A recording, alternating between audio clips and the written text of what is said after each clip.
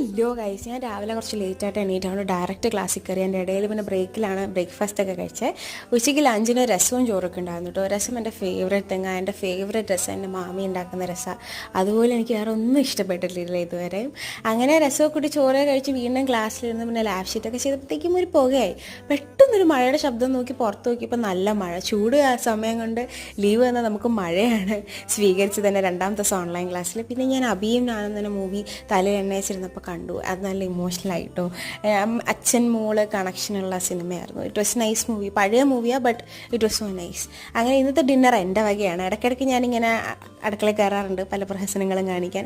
അങ്ങനെ ഇന്ന് അവർക്ക് അച്ഛനും അമ്മയ്ക്കും ബ്രെഡ് ഓംപ്ലേറ്റ് മതി എന്ന് പറഞ്ഞു. അങ്ങനെ ബ്രെഡ് ഓംപ്ലേറ്റ് ഉണ്ടാക്കി.